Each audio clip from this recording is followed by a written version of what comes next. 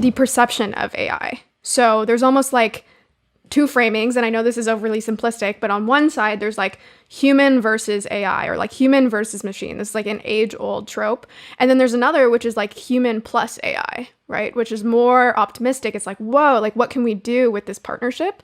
And you've told me that you feel almost like a responsibility to portray this technology, these tools in a certain way. Maybe even, I don't want to put words in your mouth, but more of this optimistic versus pessimistic doomsday lens. So can you just speak to like why you feel that responsibility, or almost like how you think AI should be portrayed, or how you want to portray it? I've had to unlearn a lot of my bad habits in terms of like, I am a trained viral video creator. And so in many ways, I'm trained very similar to the way a reporter would be, which means that I'm rewarded for making clickbait headlines. And so when all this AI stuff came out, I knew that like my first instinct was like, ooh, let me make a bunch of like human versus AI. Like let's have the AI do something and the human do something, and let's have like judges critique and say which one's better. And like that was my first instinct to do that. And then I realized like, well, what is that just gonna do? It's just gonna freak people out, you know? And I do think, people are there are reasons to be worried about AI. I think there are very many legitimate ones, and it will negatively impact some people more than others. But AI is a technology. It can be used for good, it can be used for bad.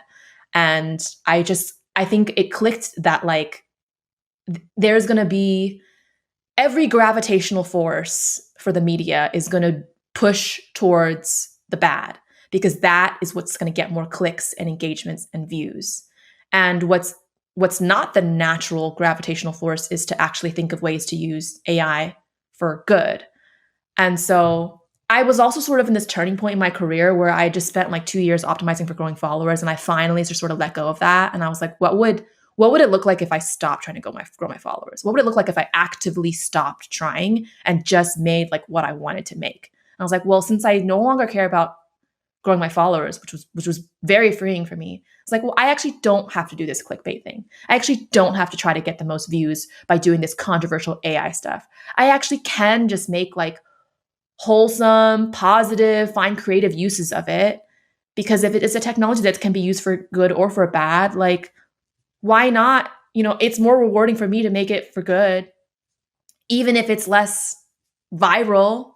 Oh, well, doesn't matter. Have you found that things have been less viral when you go that more optimistic route? I think on a one-off basis, each thing is less viral. There are many pieces where I was like, if I had written the headline in a more controversial way, it would have gotten bigger. It would have gone bigger.